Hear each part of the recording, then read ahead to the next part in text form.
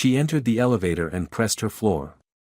But the cab went down, into a basement that didn't exist on the building's plans.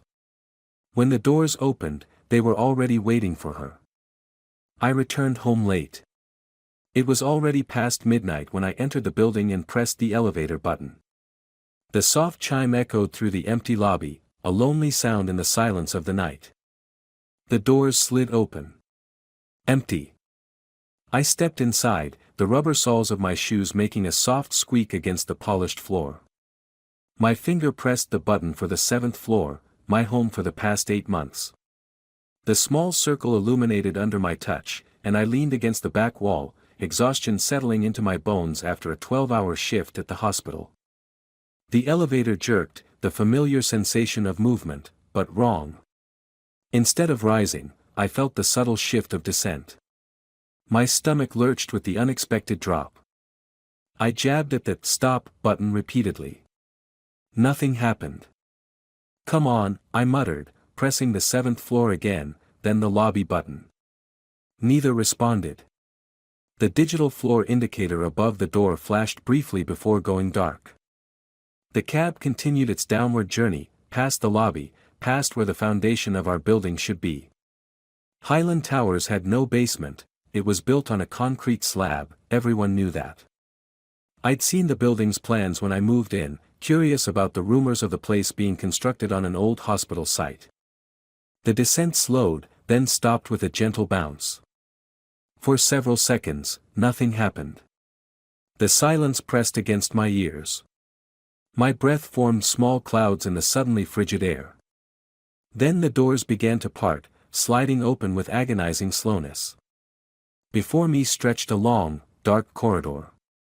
No windows, just weak illumination coming from somewhere overhead, ancient fluorescent fixtures embedded in a concrete ceiling, most flickering, some dead entirely. The hallway extended far beyond where the building's footprint should end, disappearing into darkness. I remained frozen in the elevator, my back pressed against the wall. The corridor before me shouldn't exist. Couldn't exist. The silence was broken by a sound. Dull footsteps. Someone, or something, was walking down the corridor, coming straight toward me. I slammed my palm against the door close button repeatedly. My hand trembled as I pressed it again and again. The footsteps grew closer. Steady. Unhurried. As if whoever approached had all the time in the world and knew I wasn't going anywhere. The doors remained stubbornly open. A silhouette appeared at the far end of the corridor.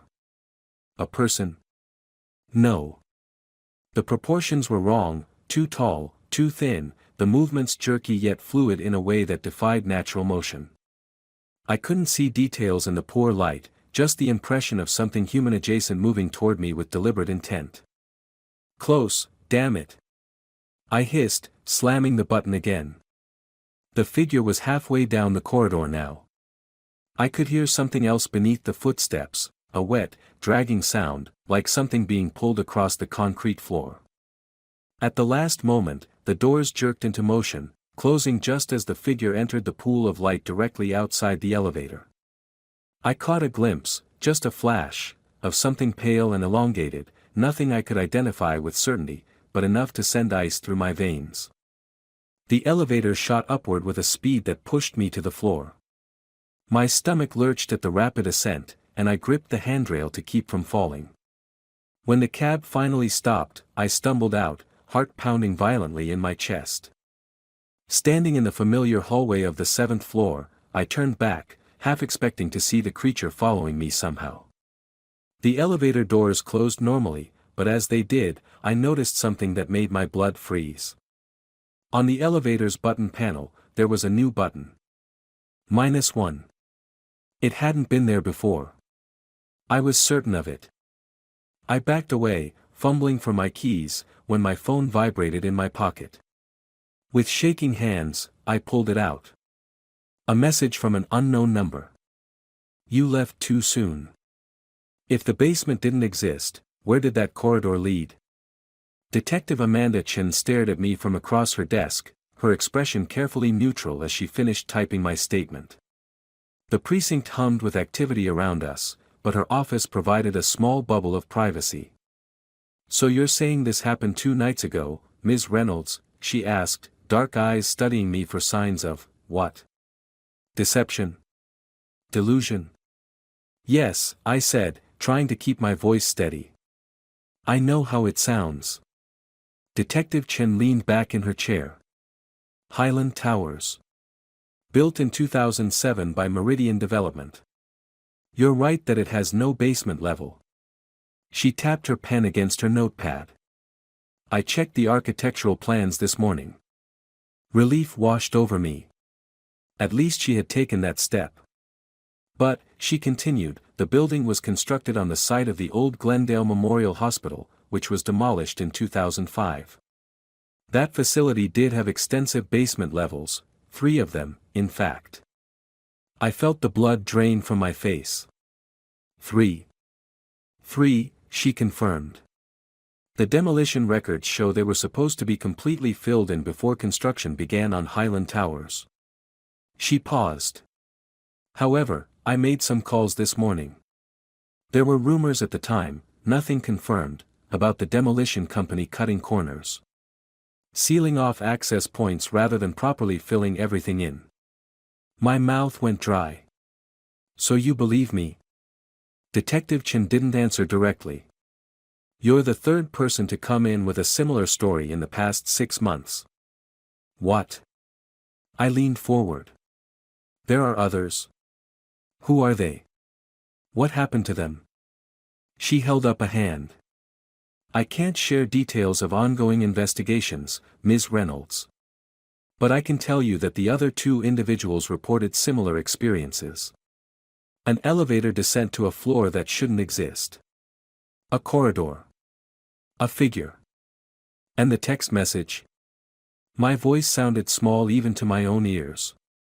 Detective Chen's expression tightened almost imperceptibly. "Yes. That too." She pulled a folder from her desk drawer and placed it before me. Inside were photographs, architectural diagrams of Glendale Memorial Hospital before its demolition. "The hospital had a complicated history," Detective Chen said carefully. "In the 1950s and 60s, the lowest level, what was marked as -1 on their plans, housed a psychiatric research unit. The kind that wouldn't pass ethical review boards today." I stared at the diagrams, trying to reconcile them with what I had seen. "What kind of research?" "The records are incomplete. Most were destroyed in a fire in 1972. What we do know is that there were allegations of experimental treatments, patients who disappeared from records." She closed the folder. "After several patient deaths in mysterious circumstances, the unit was shut down in 1968. The level was sealed off and used for storage until the hospital's closure in 2003. My phone buzzed in my pocket. I ignored it, but it buzzed again. And again. "Excuse me," I said, pulling it out. 3 messages from the unknown number. "Still curious?" "You should be. Look deeper." I showed the screen to Detective Chen, whose professional composure cracked for just a moment. "When did these come in?" she asked sharply. "Just now, while we were talking." She took the phone gently from my hands. "We can trace this. I'm going to have our tech unit look at it right away." She stood. "Wait here." Alone in her office, I noticed a case file she had partially hidden beneath other papers when I entered. The edge of a photograph was visible, what looked like an elevator panel with a -1 button. I glanced toward the door. Detective Chen was speaking with a technician, her back to me. Carefully, I shifted the papers to get a better look. The photo showed exactly what I had seen, an elevator panel from Highland Towers with an additional button that shouldn't be there. Paperclipped to it was another photo, a driver's license belonging to a woman named Sarah Landon. She looked to be in her mid-30s, with auburn hair and a serious expression. According to the license, she lived in apartment 512, 4 floors below me. I quickly replaced the papers as Detective Chen returned. "They're working on tracing the number," she said. It might take some time. What happened to the other people who reported this? I asked directly.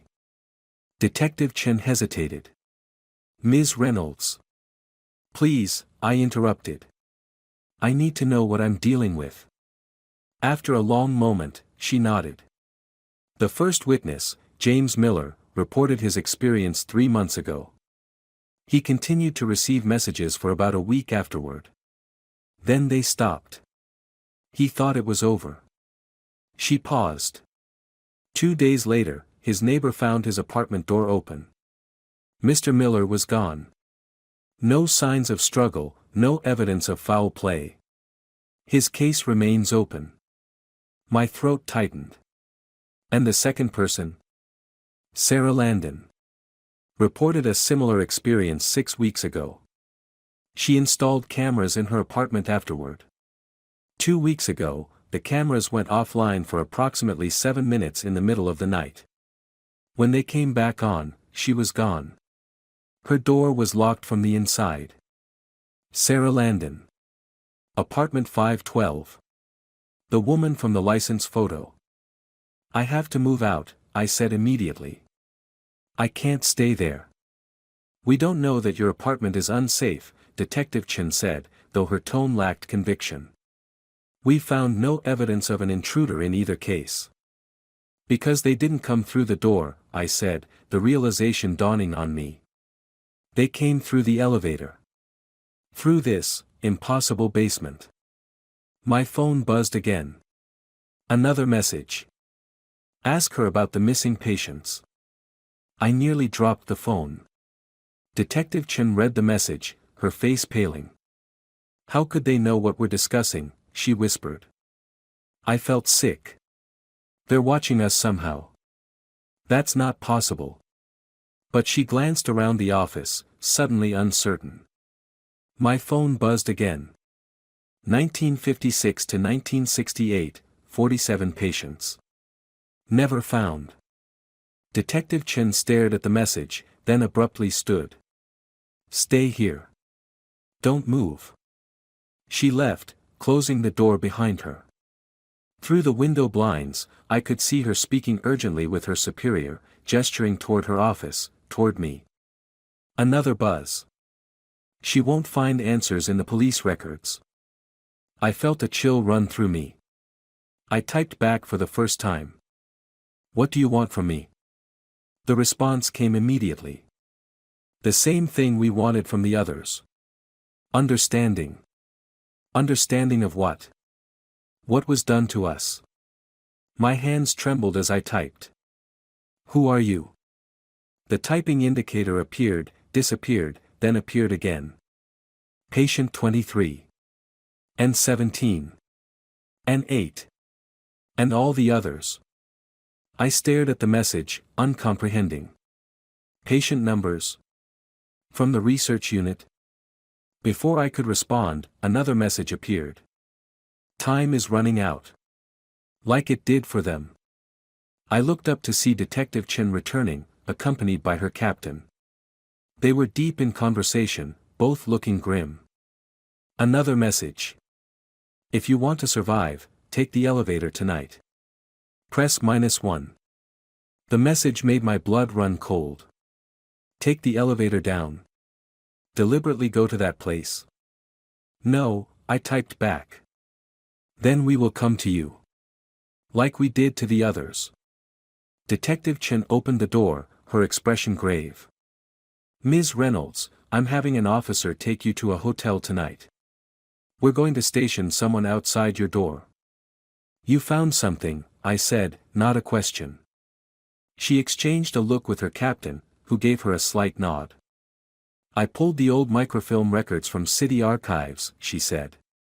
There was a psychiatric research unit at Glendale Memorial from 1956 to 1968.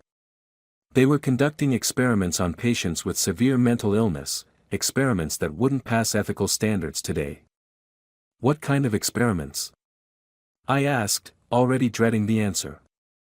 They were testing a new form of treatment, combining electroshock therapy with experimental drugs.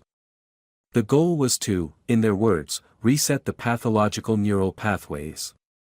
She paused. Over the 12 years the program ran, 47 patients were recorded as unsuccessful outcomes. They died, I translated. The official record says they were transferred to other facilities. But there's no record of them arriving anywhere else. She took a deep breath. And according to a former nurse who was interviewed after the program was shut down, the bodies were disposed of in the sub-basement, a level that wasn't on the official hospital plans. My phone buzzed again. I looked down. Now she's getting closer. Detective Chen saw me looking at my phone. Another message. I handed it to her. She read it, then showed it to her captain. This ends now, the captain said firmly. We're going to Highland Towers with a team. We'll search every inch of that building, find whatever hidden access might exist to these lower levels. My phone buzzed in Detective Chen's hand. She looked down at it. They're already on their way, she read aloud, her voice faltering. Who's on their way? The captain demanded. Another buzz. Us. The captain grabbed his radio, barking orders for units to converge on Highland Towers immediately. Detective Chen pulled me to my feet. We need to get you somewhere safe, she said urgently. As we hurried through the precinct, my phone continued to buzz with messages. Too late. We're in the walls now. We've always been in the walls. Outside, Detective Chen guided me to her unmarked car. I'm taking you to a safe house. No one will know where you are. As we drove, the messages stopped.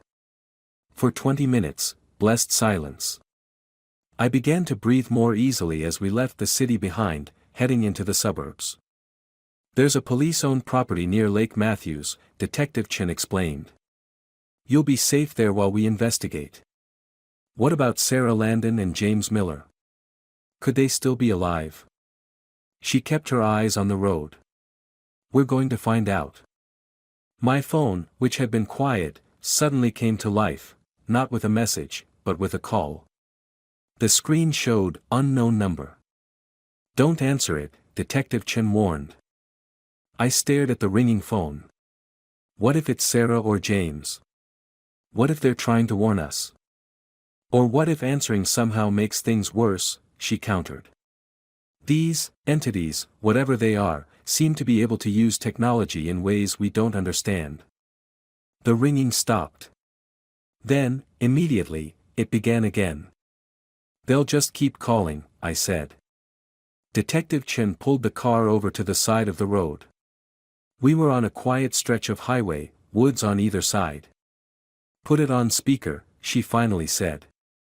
Don't say anything. I answered, placing the phone between us. At first, there was nothing but static. Then, faintly, a voice emerged, a woman's voice, distorted and distant. Amanda, it's Sarah. Landon. Detective Chen's eyes widened. Sarah. They're not what you think, not ghosts, not monsters, experiments, went wrong, merged with the building itself, the walls, the elevator, part of the infrastructure. The static grew louder, nearly drowning out the voice. They need witnesses, someone to know what happened, to understand, then they'll let go. Sarah, where are you? Detective Chen demanded. In the walls, came the reply, clearer now. We're all in the walls. The call ended abruptly. Detective Chen and I sat in stunned silence. Finally, she started the car again, making a sharp U-turn. Where are we going? I asked. Back to Highland Towers, she said grimly. I think I understand now. What? No. That's exactly where they want us to go. Yes, she agreed. And I think they want us to go there because that's the only way to end this. They need witnesses. They need someone to understand what was done to them. Or they want more victims, I said. Detective Chen's hands tightened on the steering wheel. If what Sarah said is true, If somehow these experiments resulted in the patients becoming part of the building itself, then they're trapped. They've been trapped for decades, unable to move on, unable to rest. That's impossible, I protested. More impossible than an elevator taking you to a floor that doesn't exist. More impossible than text messages that know what we're saying in a closed room. She shook her head. I don't know how to explain it, but I think we need to see this through. By the time we arrived at Highland Towers, police units had established a perimeter around the building. The captain met us outside. We've evacuated all residents as a precaution, he reported. Searched the building from top to bottom. Nothing unusual found, except. Except what? Detective Chen pressed. Every elevator in the building now has a -1 button. I felt a chill run through me. Have you tried using them? Detective Chen asked. The captain nodded. Officers attempted to press the buttons. Nothing happens. My phone buzzed again. A new message. They're not the witnesses we need. I showed it to Detective Chen and the captain. It has to be you, Detective Chen realized. You and me. We're the ones they want. You can't seriously be considering going down there, the captain objected. I don't think we have a choice, she replied. If we don't, they'll keep taking people. Sarah. James. Others. I knew she was right.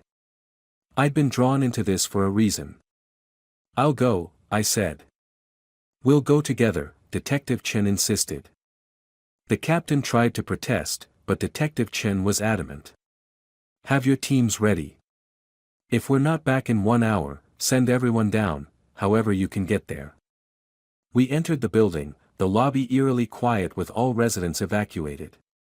Detective Chen and I stepped into the main elevator. The -1 button glowed faintly, different from the others, not quite part of the original panel, but not crudely added either. It looked like it had grown from the panel itself. Ready? Detective Chen asked, her hand hovering over the button. I nodded, not trusting my voice. She pressed -1. The elevator descended smoothly, far beyond where the foundation should be. When it stopped and the doors opened, we faced the same dark corridor I had seen before. But this time, it wasn't empty. Figures stood in the hallway, translucent, wavering forms that seemed to emerge from the walls themselves. Men and women in hospital gowns, their bodies distorted, blending into the concrete and pipes around them. And at the end of the hall, a door. As we stepped out of the elevator, a figure separated itself from the wall nearest us, a woman. Though her features were blurred, I recognized her from the driver's license photo. Sarah Landon? Detective Chen asked softly. The figure nodded, her mouth moving without sound. I took out my phone and opened the recording app. Can you tell us what happened to you? Sarah's form wavered, then stabilized. She reached out, her fingers brushing my phone. The screen flickered, then displayed a message. We were patients. Experiments. Forgotten. When they closed the ward, they sealed us in. Decades in darkness. When they built above us, we found new paths. Through wires. Through pipes. Through walls. Detective Chen stepped forward. What do you need from us? Another figure approached, a man, presumably James Miller. He touched my phone as well. Witnesses. Recognition. Someone to know we existed. Someone to understand. And then? I asked. What happens then? Sarah's form pointed toward the door at the end of the hallway.